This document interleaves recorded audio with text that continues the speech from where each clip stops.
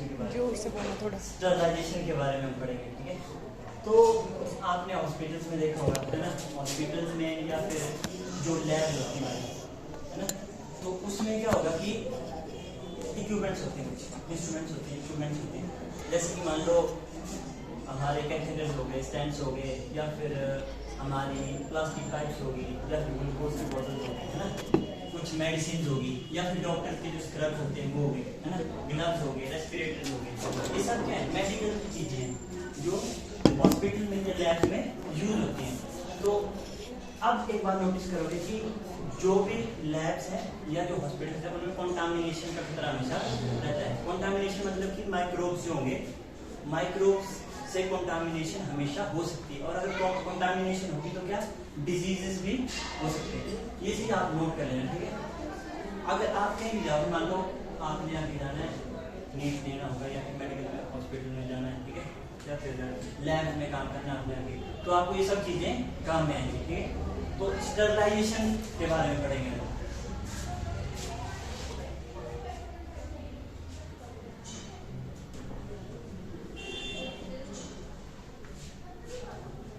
Sterilization, तो sterilization और जो एक प्रोसेस होती है डिसइंफेक्शन और एक होती है क्लीनिंग, ठीक है। तीन प्रोसेस होती हैं, ये इंटर रिलेटेड हैं आपस में, लेकिन थोड़ा उनमें डिफरेंस है, बिल्कुल माइनर डिफरेंस है।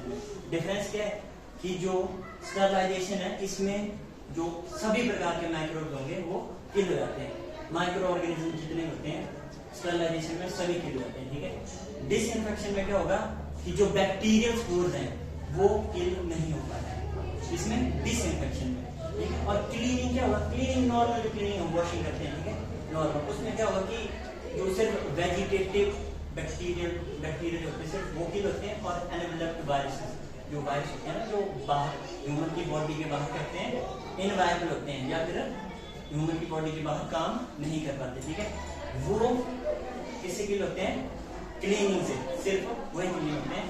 और जो बैक्टीरियल स्पोर्स वगैरह होंगे वो क्लीनिंग और डिसइंफेक्शन से क्लीन या रिमूव नहीं हो सकते, वो किससे होंगे, स्टरलाइजेशन से रिमूव होंगे, ठीक है।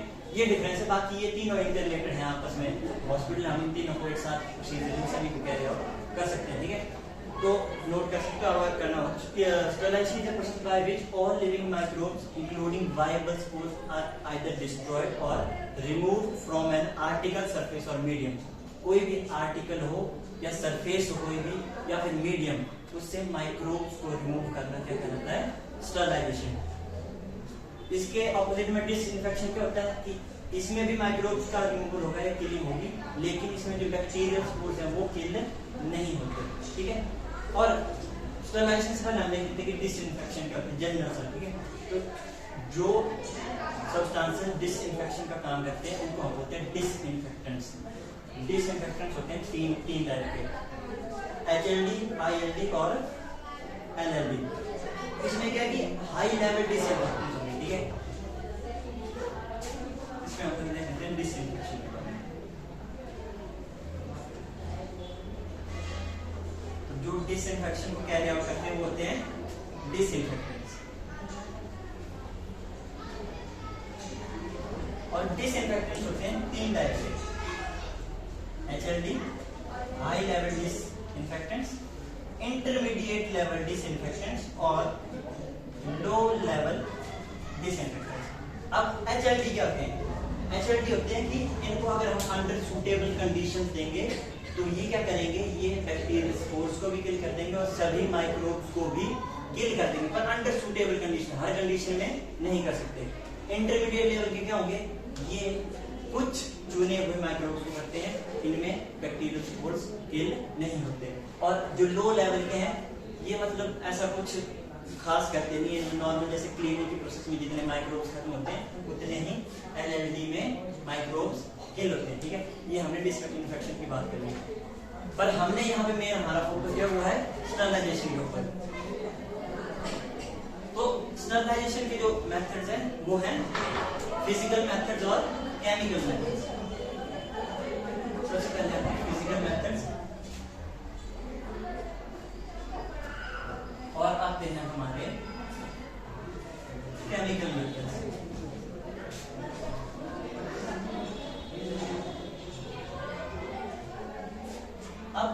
फिजिकल मेथड में हमारे पास प्रोसीजर आते हैं स्टीम स्टरलाइजेशन, हॉट एयर अगर जिसे हम ड्राई हीट स्टरलाइजेशन बोलते हैं, फिर आता है हमारे पास फिल्ट्रेशन, रेडिएशन और अदर्स में आएंगे हमारे इंसिनरेशन या फिर माइक्रोवेव ट्रीटमेंट। फिजिकल मेथड में हमारे पास आते हैं स्टीम स्टरलाइजेशन,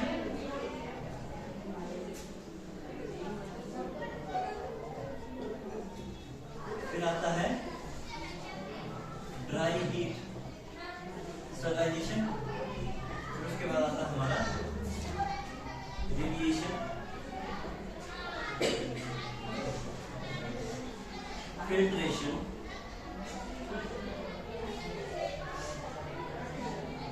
और अदर्स में आते हैं हमारे पास इंसिनरेशन या फिर माइक्रोवेव ट्रीटमेंट। और जो हमारे केमिकल मेथड्स हैं,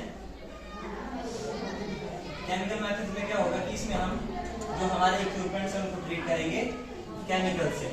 केमिकल मेथड में आते हैं सबसे पहले हमारे पास ETO स्टरलाइजेशन,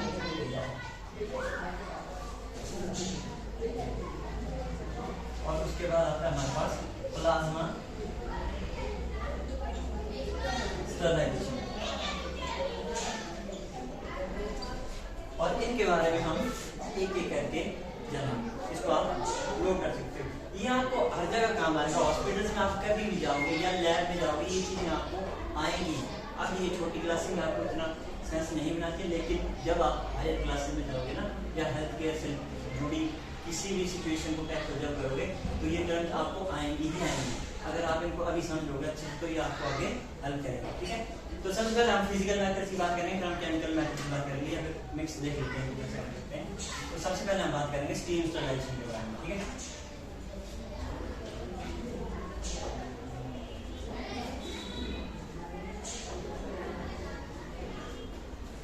सबसे पहले हमारे पास स्टीम स्टरलाइजेशन।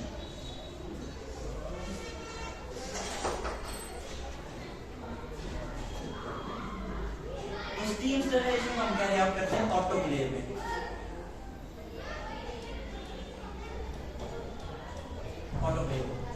ऑटोक्लेव ऐसा इंस्ट्रूमेंट होता है जो प्रेशर कुकर की तरह है। प्रेशर कुकर देखा होगा ना, जो नॉर्मल प्रेशर कुकर का प्रिंसिपल होता है उसके ऊपर ही ये जो ऑटोक्लेव है हमारा काम करता है। अब जो नॉर्मल टेम्परेचर या प्रेशर है उस पर जो वाटर बॉइल करता है वो करता है 100 डिग्री सेल्सियस। ठीक है, लेकिन हमने क्या बोला, ये जो ऑटोक्लेव वो काम करता है प्रेशर कुकर की तरह। तो प्रेशर कुकर का मतलब है कि उसके अंदर क्या है, प्रेशर ज्यादा है। अगर प्रेशर ज्यादा है तो जो वाटर बॉइल करेगा वो भी हायर टेम्परेचर पे करेगा, मतलब वो बॉइल करेगा 100 डिग्री से ऊपर। तो इसमें हमारे पास जो ऑटोक्लेव के जो कंपोनेंट्स हैं वो होते हैं 3 टाइप के। इसके कंपोनेंट्स हैं 3 टाइप। सबसे पहले होता है प्रेशर चैम्बर,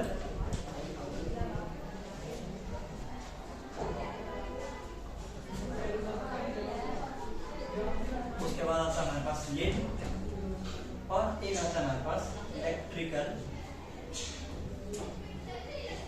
हीटर। तो प्रेशर चैम्बर में हमारे पास क्या होगा, दो प्रेशर चैम्बर के भी 2 कंपोनेंट्स होते हैं हमारे पास। एक होता है सिलेंडर और एक होता है वाटर कंपार्टमेंट। सिलेंडर में क्या होता है, जो भी हमारे इंस्ट्रूमेंट्स होंगे उनको हम रखेंगे।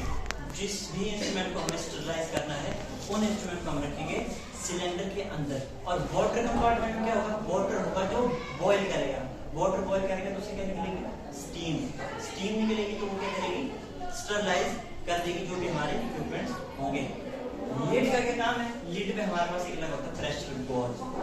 प्रेशर गॉज का काम है कि वो मॉनिटर कर सकते हैं हम उसके प्रेशर को, हम उसके प्रेशर को कंट्रोल कर सकते हैं कि हमें जो डिजायर्ड जो हमारा प्रेशर है सिर्फ उसी प्रेशर पे वो स्टरलाइज हो सकती है चीजें।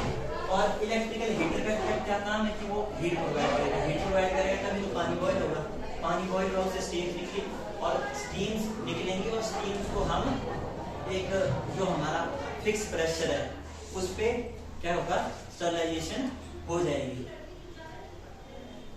तो इसमें अब जो ऑटोक्लेव होते हैं वो हमारे 2 टाइप होते हैं, हॉरिजॉन्टल और वर्टिकल। तो हॉरिजॉन्टल जो ऑटोक्लेव्स होंगे वो लार्ज वॉल्यूम कैपेसिटी, मतलब उसमें हम लार्ज स्केल पे जो इंस्ट्रूमेंट्स हैं उनको स्टरलाइज कर सकते हैं, और जो वर्टिकल है उनमें स्मॉल वॉल्यूम कैपेसिटी होती है।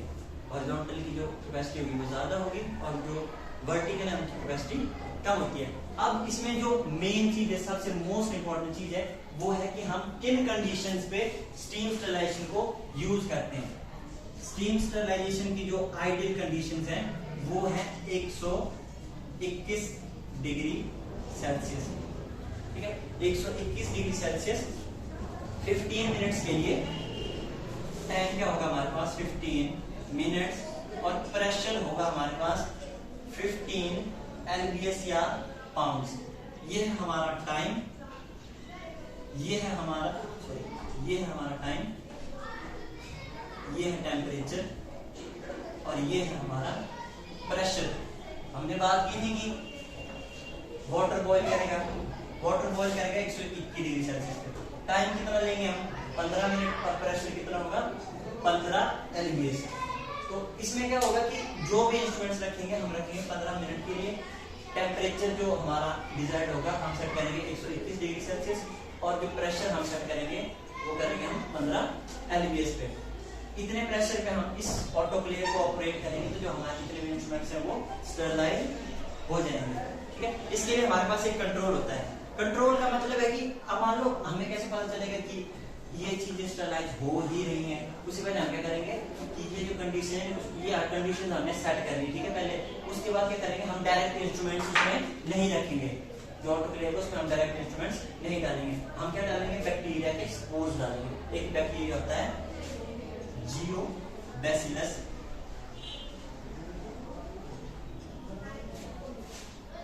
स्टेरोथर्मोफिलस,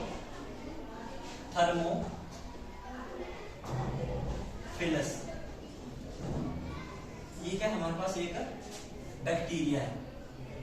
तो इस बैक्टीरिया के स्पोर्स को क्या करेंगे, हम ऑटोक्लेव के अंदर रखेंगे। किस कंडीशंस में 121 डिग्री टेम्परेचर 15 मिनट तक 15 LBS में। अगर इन कंडीशंस के अंदर इस बैक्टीरिया के स्पोर्स खत्म हो जाते हैं तो उसके बाद हम क्या कर सकते हैं, अपने इंस्ट्रूमेंट्स को रख सकते हैं। इससे हमें क्या पता चला कि अगर इसके स्पोर्स खत्म हो गए ना, तो हम इससे हमें पता चलेगा कि जो हमारा स्टीम स्टरलाइजर या ऑटोक्लेव है वो ढंग से काम कर रहा है, ठीक है। अगर वो ढंग से काम कर रहा है तभी हमारे जो अदर इंस्ट्रूमेंट है वो भी स्टरलाइज हो पाएंगे। तो ये क्या काम करता है, एज ए कंट्रोल काम करता है। और इसका जो मेन जो स्टीम स्टरलाइजेशन का जो प्रिंसिपल है वो क्या करता है कि जो हमारे बैक्टीरिया वगैरह है ना, उनमें क्या होता है, प्रोटीन्स होते हैं, ठीक है।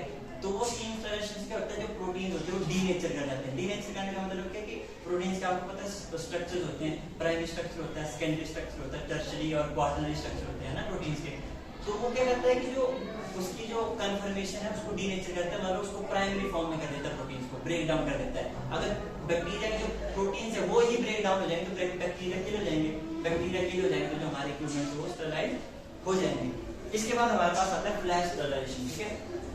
सेकेंड टाइप में हमारे पास flash sterilization.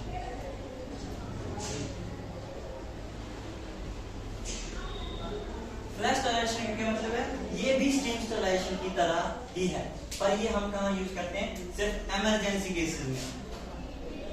Emergency cases, emergency cases का क्या मतलब है कि जब भी हॉस्पिटल में इमरजेंसी वार्ड होता है, ठीक है, हमें इमरजेंसी में क्या करना, हॉस्पिटल में जो पेशेंट्स हैं उनकी ट्रीटमेंट करनी पड़ती है, ठीक है।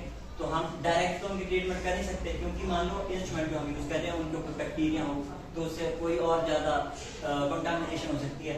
तो उस केस में क्या करते हैं, हम फ्लैश स्टरलाइजेशन करते हैं। फ्लैश मतलब जल्दी से 10 मिनट में वो काम हो जाएगा, जो वो 15 मिनट में कर रहा था उसके पहले हमें काफी सारा काम जाम करना पड़ता है, ठीक है।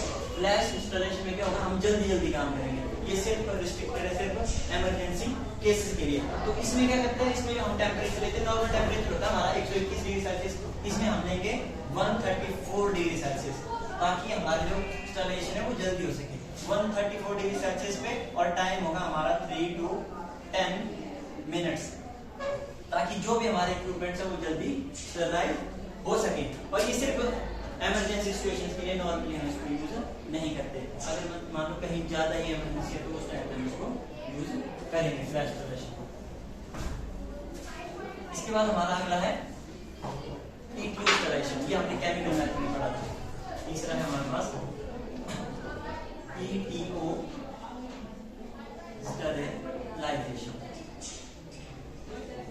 तो यहाँ पे ETO का क्या मतलब है हमारे पास? ETO का हमारे पास मतलब है इथाइलिन ऑक्साइड।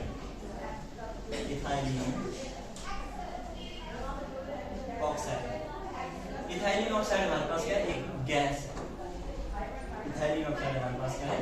एक गैस है जिसका हम यूज करते हैं इक्विपमेंट्स की स्टरलाइजेशन के लिए। अब आपके मन में क्वेश्चन आएगा कि स्टीम स्टरलाइजेशन की जगह हम ये क्यों यूज कर रहे हैं? स्टीम में क्या है कि वेपर्स के थ्रू स्टरलाइजेशन हो रही है ना, इसमें क्या है? गैस के थ्रू स्टरलाइजेशन हो रही है। तो हम ऐसा क्यों कर रहे हैं? क्योंकि स्टीम स्टरलाइजेशन, मान लो कुछ हमारे पास ऐसे इक्विपमेंट्स होते हैं जो स्टीम से खराब हो सकते हैं या हीट से खराब हो सकते हैं। जैसे कि हमारे पास होते हैं कैथेटर्स। कैथेटर्स क्या होते हैं? जो पाइप्स होती है ना, लंबी लंबी प्लास्टिक की पाइप्स होती हैं, जैसे यूरिन को निकालने के लिए वो पाइप्स यूज होती है। स्टेंट्स होते हैं, कोरोनरी स्टेंट्स।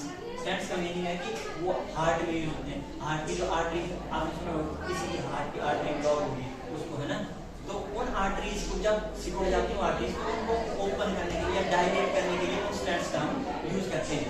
या फिर जो हमारे पास सूचर्स होते हैं हमारे पास टांके लगते हैं ना, तो उनको स्टरलाइज करने के लिए हम ये ट्यूब इसका यूज करते हैं। क्यों?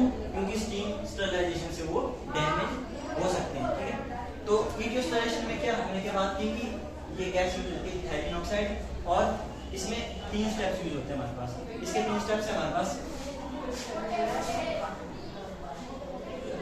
प्री कंडीशन,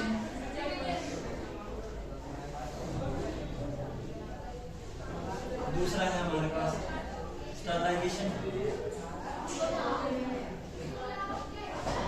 और तीसरा है हमारे पास एयरेशन या डीगैसिंग।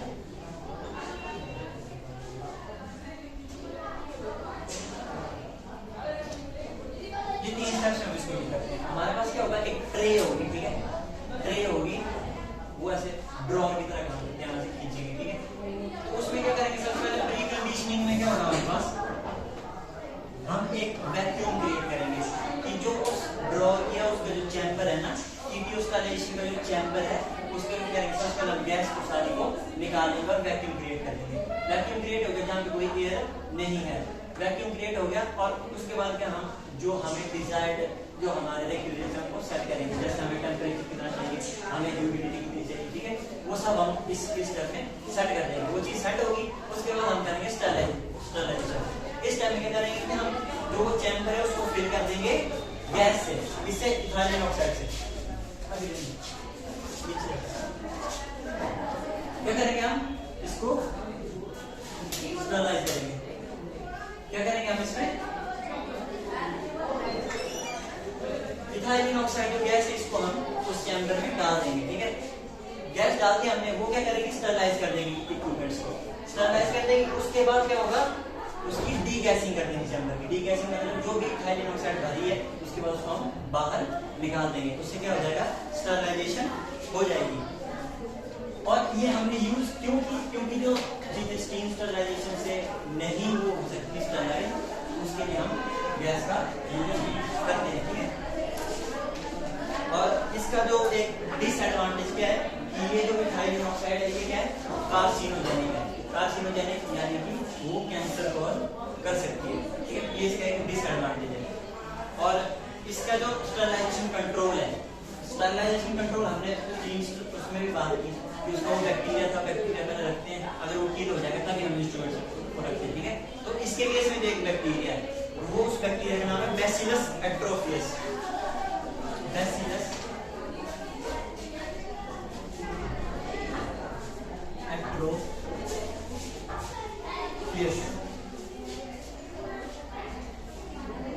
ये बैक्टीरिया, हम अपने कोई भी इंस्ट्रूमेंट रखने से पहले इस बैक्टीरिया के स्पोर्स उस चैम्बर में डालेंगे। अगर वो गैस इस बैक्टीरिया के स्पोर्स को किल कर रही है तो हमें पता चल जाएगा कि स्टरलाइजेशन अच्छे से कर रही है। उसके बाद ही हम दूसरे इंस्ट्रूमेंट्स को उस चैम्बर में डालेंगे, ठीक है। उसके बाद हमारा अगला है प्लाज्मा स्टरलाइजेशन। प्लाज्मा आपको पता ही है कि हमारा जो मैटर है उसकी फिक्स स्टेट होती है, फोर्थ स्टेप ये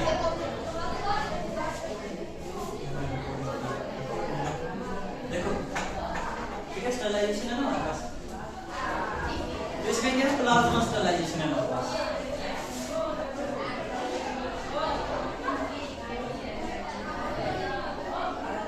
ये भी एक गैस स्टरलाइजेशन का मेथड है। प्लाज्मा स्टरलाइजेशन में क्या होगा कि हम क्या करेंगे, चैम्बर में H2O डालेंगे, हाइड्रोजन पेरोक्साइड, ठीक है, H2O हमने उसमें चैम्बर में डाला और उसके बाद क्या होगा, वो H2O2 को हम इलेक्ट्रिक करंट की सप्लाई देंगे, ठीक है, इलेक्ट्रिक करंट की सप्लाई देंगे H2O2 को, और वो जो H2O2 है वो टूट जाएगा OH नेगेटिव आयंस में और HO2 में। ये क्या गैसेस कंपोनेंट है, ये भी एक टाइप की गैस है, और ये H2O जब गैसेस फॉर्म में टूट गया तो ये जो कंपोनेंट्स हैं, ये जो हमारा इक्विपमेंट है उसको स्टरलाइज करने में हेल्प करेंगे। उसके बाद नेक्स्ट आता है फिल्ट्रेशन। अगला मेथड है हमारे पास filtration.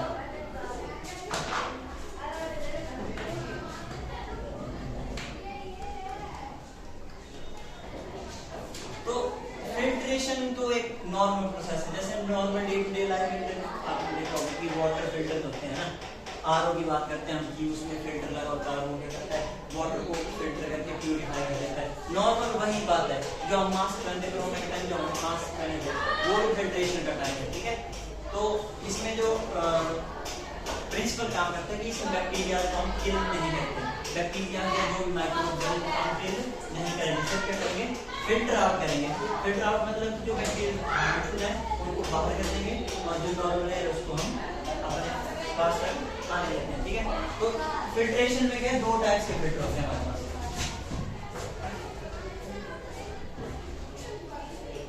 Two types of filters.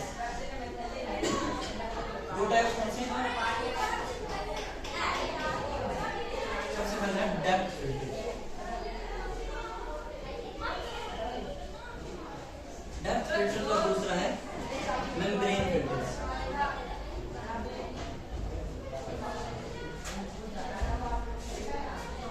Depth filters क्या होगा, ये मान लो एक फिल्टर है ना, और ये भी एक फिल्टर है, और डेप्थ फिल्टर के केस में क्या होगा कि माइक्रोब्स का हमारे मान लो ये माइक्रोब्स है, ये एयर में प्रेजेंट है, और ये डेप्थ फिल्टर क्या करेगा, एब्जॉर्ब कर लेगा इनको अंदर तक, है ना, तभी इसका नाम, ये अपनी डेप्थ तक क्या कर रहा है, माइक्रोब्स को एब्जॉर्ब कर रहा है, तभी इसका नाम क्या है, डेप्थ। और इसके बाद जो नॉर्मल एयर है वो आगे पास आउट हो जाएगी। लेकिन जो मेम्ब्रेन फिल्टर होते हैं उसमें जो माइक्रोब्स हैं वो सिर्फ यही मेम्ब्रेन तक ही रुक जाते हैं, वो इसकी डेप्थ तक नहीं जाएंगे, ठीक है, ये नॉर्मल एयर आगे चली जाएगी। नो क्लास ठीक है, मेम्ब्रेन फिल्टर्स। तो जो डेप्थ फिल्टर्स हैं हमारे, जो आरओ हमारे जो वाटर प्यूरिफायर्स हैं उनमें यूज होते हैं, जो हमारे आरओ वाटर प्यूरिफायर्स होते हैं ना उनमें, उनके फिल्टर में देखा होगा आपने, या रुई का एग्जांपल देखा ना आपने, कि रुई में क्या होता है, वो जब उसको हम धुआं सप्लाई करेंगे तो उसके ऊपर वो हो जाता है, उसके स्मोक के पार्टिकल जो चिपक जाते हैं रुई के अंदर तक चले जाते हैं, वो एग्जांपल है डेप्थ फिल्टर्स का। और वो फिल्टर जिनके सिर्फ मेम्ब्रेन पे ही चिपकेंगे, जो माइक्रोब्स हैं और डेप्थ तक नहीं जाते उनके, वो होते हैं हमारे मेम्ब्रेन फिल्टर्स, ठीक है। तो इसमें हमारे पास एग्जांपल जैसे रेस्पिरेटर हो गया, सर्जिकल मास्क हो गया, जो डॉक्टर्स पहनते हैं सर्जरी के टाइम है ना, वो इसका एक एग्जांपल है, और इसका एक और एग्जांपल है HEPA फिल्टर। ये तो टाइप ऑफ फिल्टर था, और जो प्रोसेस है, जो फिल्टर यूज होता है वो होता है HEPA फिल्टर, वो है HEPA फिल्टर, या फिर हाई एफिशिएंसी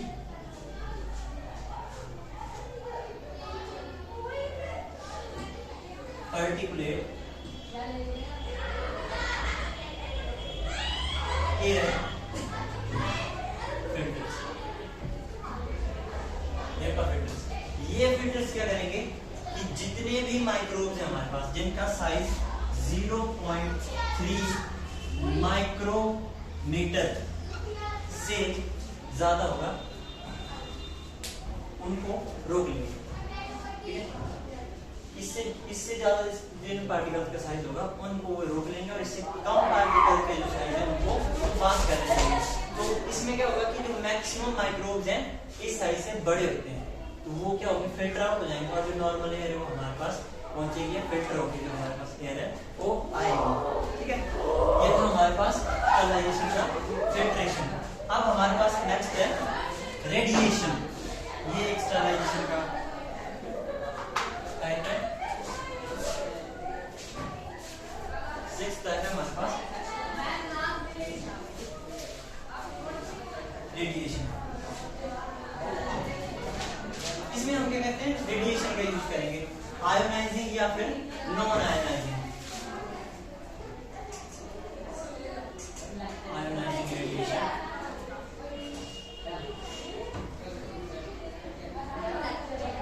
और नॉन आयोनाइजिंग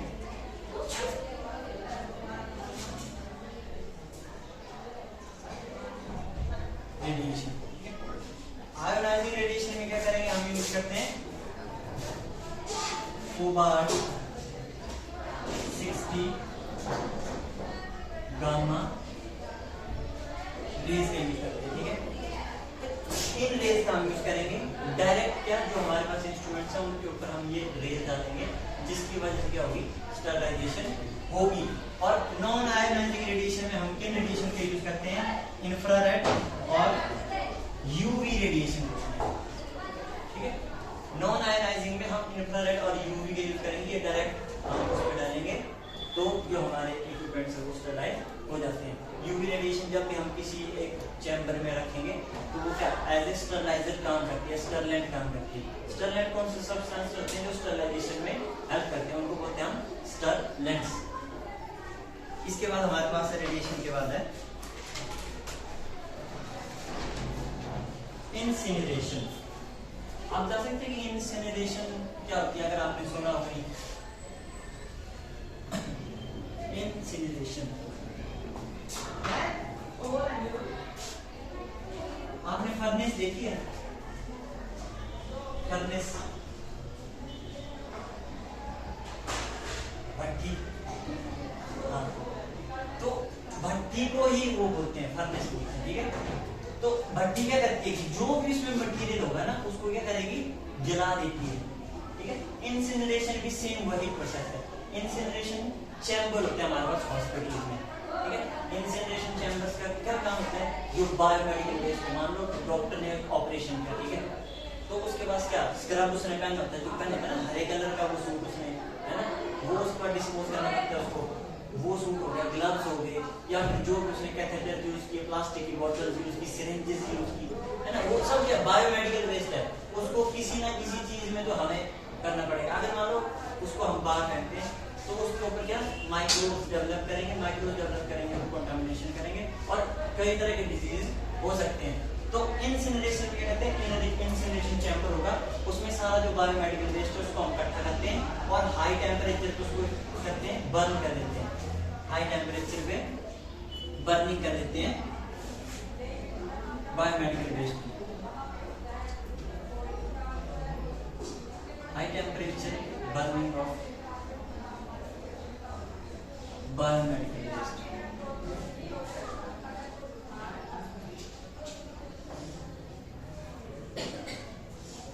तो इसमें जो हमारे पास नॉर्मल टेम्परेचर रहता है वो होता है 870 से 1200 डिग्री सेल्सियस। देखो कितना हाई टेम्परेचर है, 870 से 1200 डिग्री सेल्सियस। सोचो इतने हाई टेम्परेचर पे हम कुछ भी डालेंगे तो वो जल के ऐश में बन जाएगा, धूल में बन जाएगा। तो वो इंसिनरेशन, ये स्टरलाइजेशन की प्रोसेस है।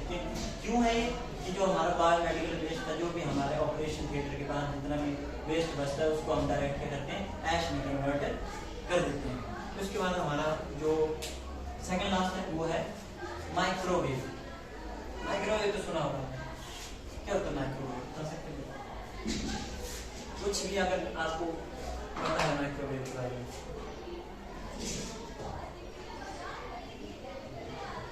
आपने सुना है कि माइक्रोवेव में खाना गर्म करते हैं, सेम उसी पे ये भी काम करता है। माइक्रोवेव का काम क्या है? स्टरलाइजेशन करना। स्टरलाइजेशन क्या? माइक्रोवेव्स होती है हमारे पास वेव्स होती है, जैसे इंफ्रारेड रेज होगी, है ना, यूवी रेज होगी, एक्स रेज होगी, रेडियो रेज होगी, ठीक है, रेडियो वेव होगी। उसी टाइप से हमारे पास माइक्रोवेव होती है। जो रेडियो वेव मैंने बोला वही माइक्रोवेव होती है, ठीक है। माइक्रोवेव्स को इनको जब हम किसी एक चैम्बर में रखेंगे, फ्रीक्वेंसी होती है कि 2450 मेगाहर्ट्ज। इस फ्रीक्वेंसी पे जब हम इन माइक्रोवेव्स को एक चैम्बर में प्रोवाइड करेंगे और उस चैम्बर में हमारे पास क्या होंगे? इक्विपमेंट्स रखे होंगे स्टरलाइजेशन के लिए, ठीक है। तो वो वेव्स क्या काम करेंगी? हीट प्रोड्यूस करेंगी। हीट प्रोड्यूस करेंगे तो जो हमारे इक्विपमेंट्स है वो भी क्या हो जाएंगे? स्टरलाइज हो जाएंगे हीट से, ठीक है। और हमारे पास जो लास्ट बचता है वो है हमारे पास हॉट एयर ओवन। ओवन में आपने सुना होगा, लास्ट है हमारे पास हॉट एयर ओवन।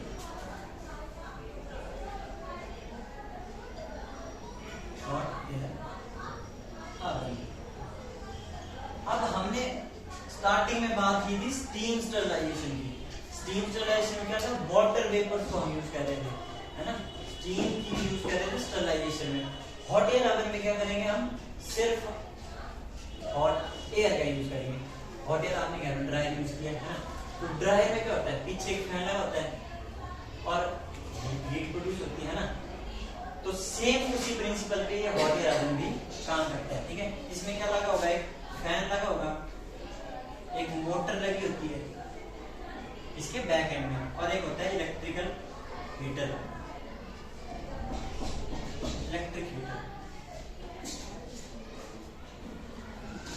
ठीक है। तो इसमें क्या होगा? फैन जो एयर प्रोड्यूस करेगा, इलेक्ट्रिक हीटर क्या करेगा? उस एयर को गर्म कर देगा और फैन घूमेगा मोटर से। मोटर के हेल्प से फैन घूमा। इलेक्ट्रिक हीटर ने क्या किया? अंदर उस चैम्बर के ओवन के अंदर गर्म हवा प्रोड्यूस की, ठीक है। हीटर की वजह से जो फैन की हवा वो गर्म होगी, है ना। तो वो हॉट एयर क्या करेगी? जो इक्विपमेंट्स हमको स्टरलाइज करेगी। अब मान लो अब आप जाओगे बीएससी करोगे या एमएससी करोगे, ठीक है, वहां पे आपको इक्विपमेंट से डील करना पड़ेगा। बीकर होते हैं हमारे पास, ग्लास बीकर होते हैं, टेस्ट ट्यूब्स होती है हमारे पास स्पेसिमेंस होते हैं, हमारे पास स्लाइड्स होती हैं, हमारे पास स्लैब्स होते हैं, है ना। तो हमेशा जब हम लैब में काम करते हैं तो कंटामिनेशन फ्री काम करना पड़ता है। क्यों कंटामिनेशन फ्री काम करना पड़ेगा? क्योंकि अगर उसमें माइक्रोब्स रहेंगे तो माइक्रोब से हमारे जो रिजल्ट्स हमें चाहिए, ठीक है, डिजायर्ड जो रिजल्ट है वो हमें मिल नहीं पाते। तो उस कंटामिनेशन से बचने के लिए हम इन सब का यूज करते हैं, लैब्स में भी करते हैं और हॉस्पिटल में भी करते हैं। मेनली तो हॉस्पिटल में इन सब का यूज होता है ताकि जो कंटामिनेशन को हम प्रिवेंट कर सके, ताकि एक्स्ट्रा डिजीज कोई ना फैले। तो हॉट एयर ओवन ये नॉर्मल लैब्स में पाया जाता है। इसमें यही है कि इलेक्ट्रिक हीटर जो है वो गर्म हवा को प्रोड्यूस करेगा, जो फैन हवा प्रोड्यूस करेगा, इलेक्ट्रिक हीटर से हवा गर्म करेगा और उसके अंदर जो हमने रखा होगा सामान, बीकर्स हो गया, जो भी सामान इंस्ट्रूमेंट्स है वो स्टरलाइज हो जाएंगे, कंटामिनेशन फ्री हो जाएंगे। अब लास्ट में एक हमारा टॉपिक है CSSD, central Sterlite supply department.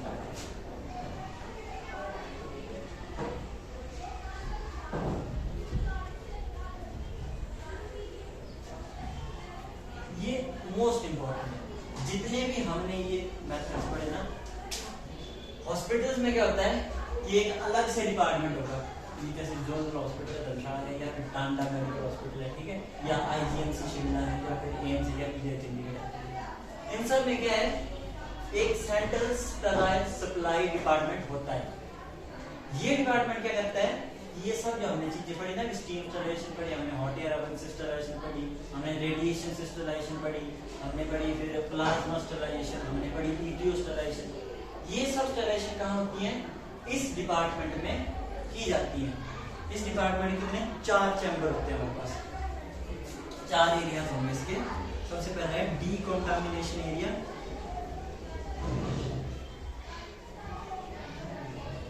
Decontamination area.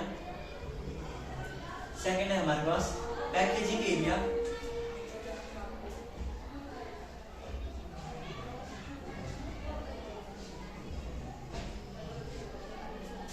उसके पास तीसरा हमारे पास स्टरलाइजेशन एरिया,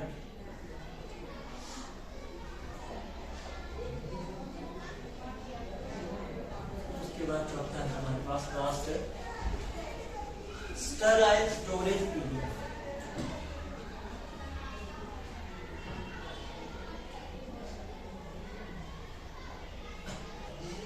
तो इस डिपार्टमेंट में हमारे पास 4 रूम्स होंगे या 4 एरियाज होंगे।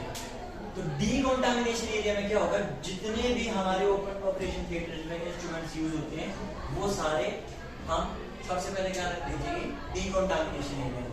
डीकंटामिनेशन एरिया में इनको हम भेजेंगे। तो इसके बाद क्या होगा, इनकी वॉशिंग होगी या क्लीनिंग होगी। क्लीनिंग हम मैन्युअली भी कर सकते हैं, हाथ से नॉर्मल धोना, या फिर अल्ट्रासोनिक वॉशर्स होते हैं हमारे पास, ऑटोमेटेड मशीन्स होती है, ठीक है। इनमें क्या करेंगे, हम क्लीनिंग करेंगे। उसके बाद क्या होगा, ये क्लीन होंगे, ये जाएंगे पैक होने के लिए। पैक इनको हम ऐसे मटेरियल में करेंगे कि जिसके अंदर जो भी हमने स्टरलाइजेशन करनी है, जैसे मान लो ETO स्टरलाइजेशन करनी है, ठीक है, इथाइलिन ऑक्साइड गैस जो है उसकी मदद से हमने स्टरलाइजेशन करनी है।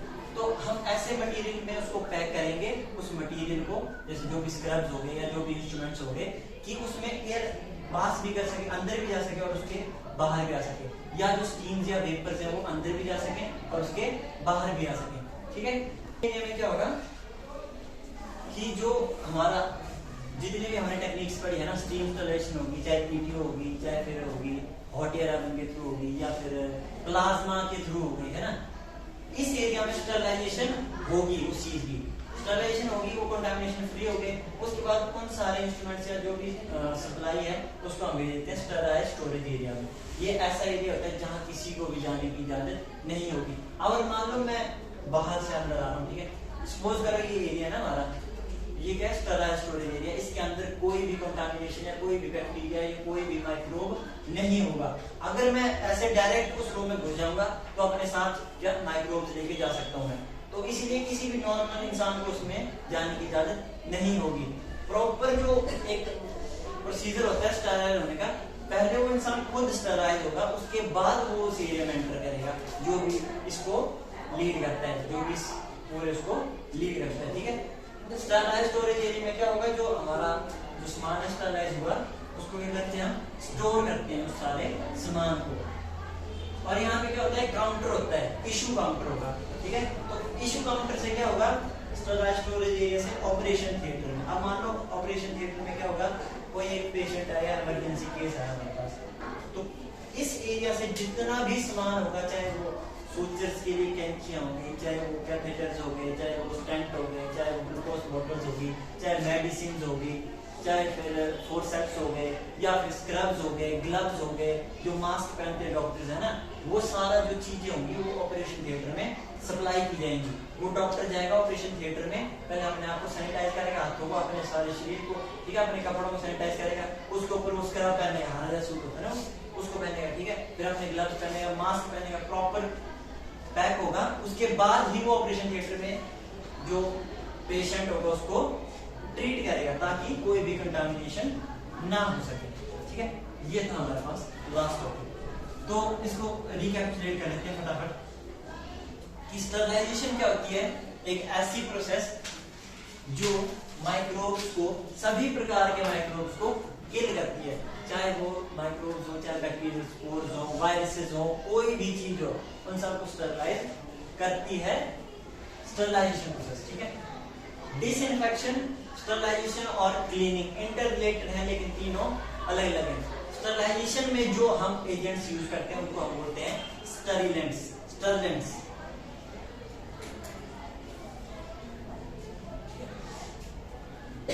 तो हमने स्टरलाइजेशन में क्या क्या पढ़ा, 2 मेथड्स पढ़े, फिजिकल मेथड्स और केमिकल मेथड्स। फिजिकल मेथड्स में हमारे पास आए स्टीम स्टरलाइजेशन, उसके बाद आया ड्राई हीट स्टरलाइजेशन, उसके बाद आया हमारे पास फिल्ट्रेशन, उसके बाद आया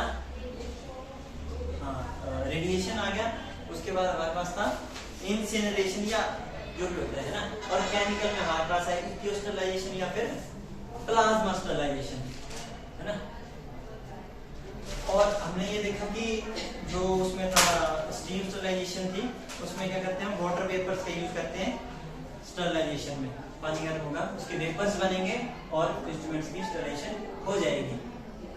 जो ETO है, इथाइलिन ऑक्साइड एक गैस है, ETO स्टरलाइजेशन का हम यूज कब करते हैं? जब वो इंस्ट्रूमेंट्स जो स्टीम से स्टरलाइज ना हो सके, उस केस में हम ETO स्टरलाइजेशन का यूज करते हैं। तो ETO स्टरलाइजेशन जैसे हार्ट लंग मशीन होगी, है ना, सूचर्स हो गए, कैथेटर्स हो गए, स्टेंट्स हो गए, रेस्पिरेटर हो गए, या डेंटल इक्विपमेंट्स हो गए जो दांतों में यूज होते हैं इक्विपमेंट्स, या फिर वो डिवाइसेस जो इलेक्ट्रॉनिक होते हैं, है ना। अब इलेक्ट्रॉनिक डिवाइसेस मान लो उनके अंदर एक सर्किट होता है, उसको हम स्टीम से स्टरलाइज करेंगे तो वो क्या हो सकते हैं? खराब हो सकते हैं। इसलिए हम उसको गैस से स्टरलाइज करते हैं, ETO से स्टरलाइज करते हैं। फिर हमने फिल्ट्रेशन में देखा कि दो टाइप फिल्टर्स होते हैं, डेप्थ फिल्टर्स होते हैं, मेम्ब्रेन फिल्टर्स। डेप्थ फिल्टर्स में क्या होगा कि जो माइक्रोब्स हैं वो फिल्टर की डेप्थ तक ट्रैप होंगे, मेम्ब्रेन फिल्टर में सिर्फ वो मेम्ब्रेन तक ट्रैप होते हैं, ठीक है।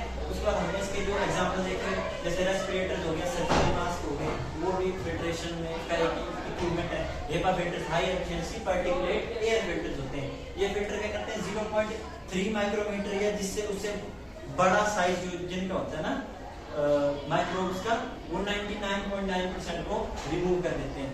फिर उसके बाद हमने पढ़ा रेडिएशन के बारे में, आयोनाइजिंग रेडिएशन और नॉन आयोनाइजिंग। आयोनाइजिंग में हमारे पास थी कोबाल्ट 60 गामा रे, और नॉन आयोनाइजिंग में हमारे पास इंफ्रारेड और यूवी रेज। उसके बाद हमने पढ़ा इंसिनरेशन के बारे में कि हाई टेम्परेचर जो मेडिकल वेस्ट उसको डिस्पोज ऑफ कर देते हैं हम। उसके बाद हमने पढ़ा माइक्रोवेव्स के बारे में, लास्ट में हमने पढ़ा हॉट एयर ओवन।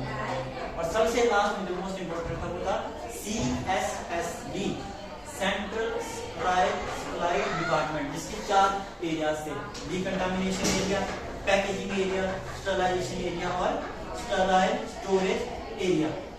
ठीक है, तो ये था सब कुछ स्टरलाइजेशन के बारे में। Thank you. अगर आपको कोई क्वेश्चन हो, कुछ भी क्वेश्चन हो, कोई क्वेश्चन